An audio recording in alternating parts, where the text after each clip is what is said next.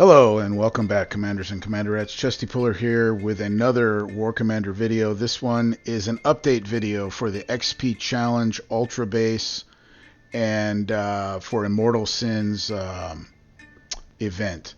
Now, I've come up with a completely different way of doing it. I was using air, and this is a totally different way of doing it. It starts out similar, but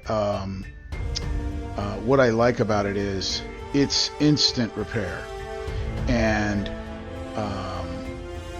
I bring a second platoon just in case I get into trouble, because these are one-hit bases. I can release a bunch of commandants and just clean things up really quick. The commandants are very amazing at this, and so are the boomers and Karen.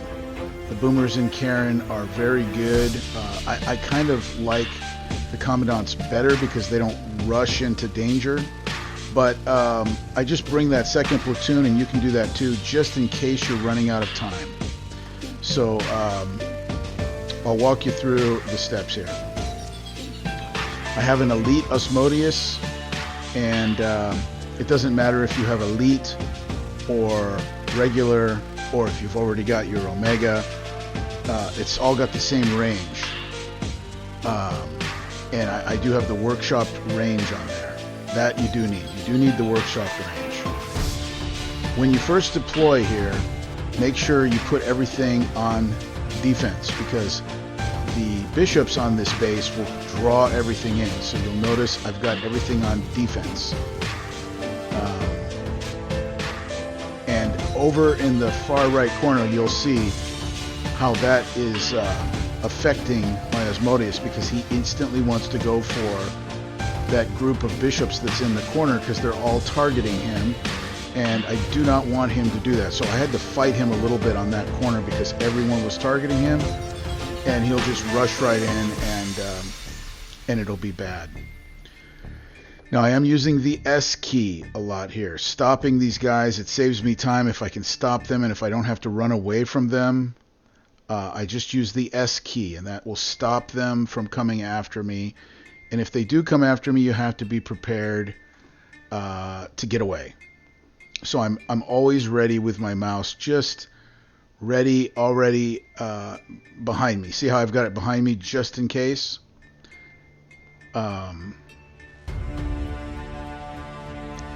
Keep your mouse behind you just like this, just in case. And if you get lucky, they won't come out after you. The S button is not a guarantee. It works sometimes. I'll show you a couple of key moments here where you must shoot the Arcalite that I'm pointing at.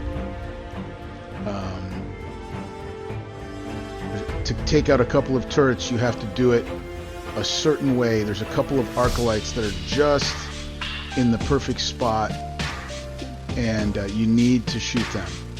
I'm trying to take out as much as I can over here. A lot of times I'll take out that second one here, and sometimes I do and sometimes I don't. In this particular case, I took out the second one so I wouldn't have to deal with him later. I am going to try to do this whole base with ground, with the exception of I will be using the Harbinger to take out 3 of the towers. Now, the 4th tower had been a problem for me until I discovered a little trick that when you take out the blue floater, it's quite a distance from the tower, but it does take out the tower. I have not tried it on the first 3 towers, but on the very last tower it seems like there's no way to get to it. But that floater that I'm going to shoot right there, that's the blue floaters I'm talking about. But there's one, you'll see that there's 4 towers in a row back there. Now I'll retreat the rest of my platoon so I have room for the Harbinger. And this is really all you need, is the Harbinger, the Asmodeus. You don't need Karen. You can use a boomer. You don't even need the boomer if you got some commandants. The commandants can take care of this no problem. And you also do not need Braden, but I just use Braden because he takes out the helicopter in the back corner very quickly. Now that was, you see that? You can back it up and check it out there. This is the turret I was talking about. Now, there's one more, and I'll show you here in just a second, that we'll need to get to. And what I'm going to do is try to draw out that guy right there. See him? Okay, now he took down the protective turret for that flak gun. Okay, and by taking down the protective turret, I'll be able to kill the flak gun. If you don't take out that guy that I moved him actually over there. At the beginning, he's not standing there. So if you follow this video, I mean, I've done this like 25 times now and it works. And they go in the same spot. I found that maybe Kixeye sets this up, you know, like for a secret pattern. And a lot of times I'll find that secret pattern. Now get out of these guys' ways, because that missile that they shoot can do a lot of damage to your Asmodeus. Your Asmodeus is, it's got a lot of hit points, but it's also sort of fragile. It's not kind of like a glass cannon. A lot of times your big nuker is kind of weak. If you guys remember some of the tanks that we've had that have been really huge nukers have been sort of fragile themselves, the tank themselves.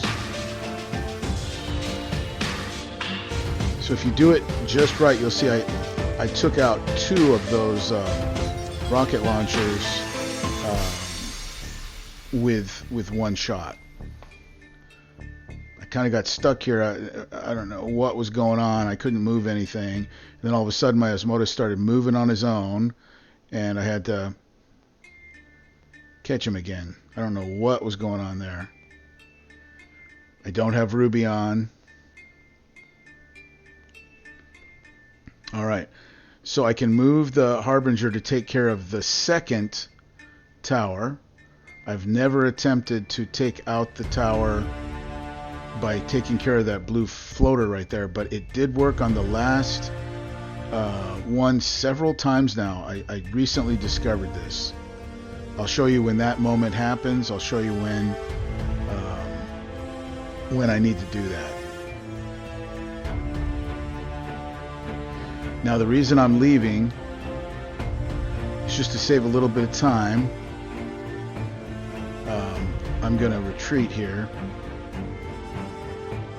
and so that I can come back to take care of that last turret, that last flak, heavy flak, so that I can allow my Harbinger to move forward without taking any damage.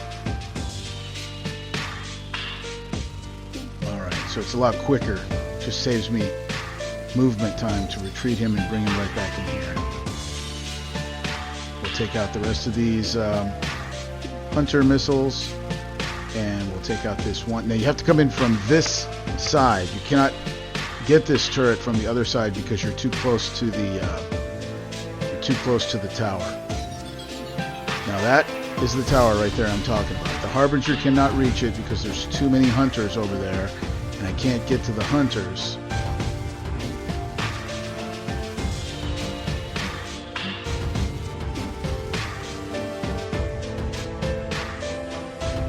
And believe it or not, even though those things are docile, these bishops over here represent the biggest problem to me.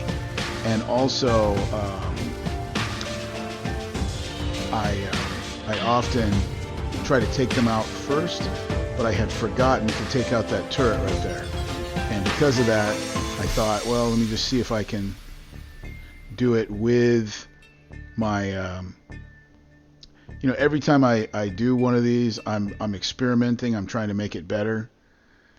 I was going to try to do it with the Asmodeus, but I think that using the commandants in the right corner there. That's the way I normally do it. I normally use the commandants. And this time I did not do that. And I did it this way, but you can see how time consuming this is.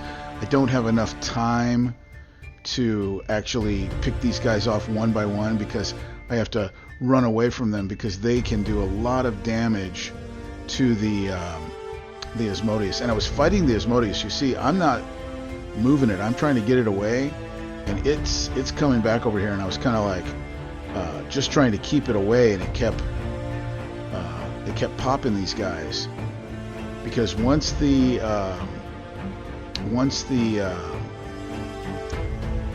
bishop targets you, your Asmodeus wants to go target it, and when those two Arcalites pop out, believe it or not, they can do quite a bit of damage. Like one shot will cost you 28 minutes or something like that on your Asmodeus, and that's not worth it.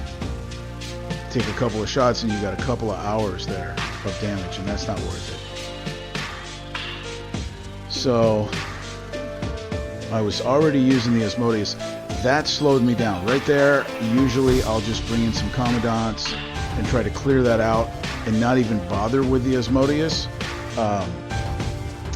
Not even bother with the bishops until later. Because other than them forcing you to target them, they are docile. They can't shoot anything. It takes a little bit of practice. But anyway, you do this a couple of times and you'll get good at it. That one right there, that rocket launcher right there, apparently, I don't know what happens. He never targets me. So I don't know if he's got a lower range or something, but he is different than the other ones. I can't remember what they're called, but the hero is called Sunder. I remember that. He was one of my favorites. But the main units, I can't remember what they're called. I just call them rocket launchers. So you notice we're getting down here 2 minutes and 45 seconds. We're fine. I've cleared this base in less than a minute. And at the end here, getting down to a minute. And so you're fine. I mean, don't start panicking, you know. You could go for it right now because there's hardly anything. But check this out. You see how that tower falls? On that fourth tower, if you shoot the blue floater, the tower goes down. And that was a big savings for me because I used to have to use Braden to take out that tower. He was the only one that could take that tower out without getting way too much damage. But now I don't even have to do that. And now Braden takes a lot less damage because that tower does do about 9 minutes worth of damage to Braden when you take it out. But now it's totally free. Totally free repair. Like 3 minutes on Braden and like 2 minutes on Karen. Karen. Oh my gosh. I don't know if you guys have seen the workshop, you know, late drop off, like early morning coffee or something like this. It's really funny. It's like a Karen from the suburbs. Yeah, late drop off. She can drive around corners and like she's going to drop off a movie late, you know, and she doesn't want to get the late fee. It's funny, man. But I'm impressed for as ridiculous of a name as she has. She really does. See, we're down to a minute here, and I'm just going to let everybody loose. I'm using Braden, 2 commandants, and Karen. That's it.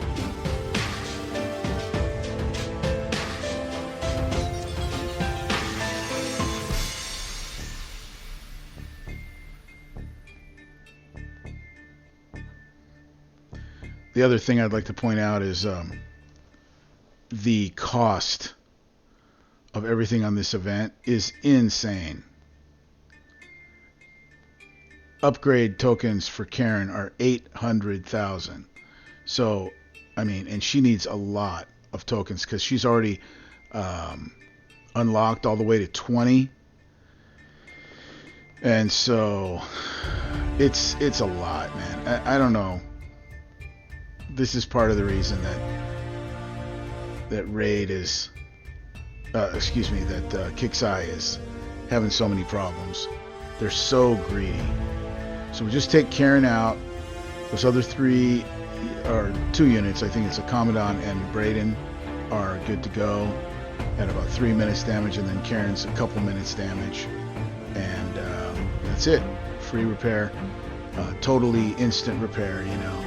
And hope this was helpful. This is the way I'm doing it now, and I think this is pretty much the best way.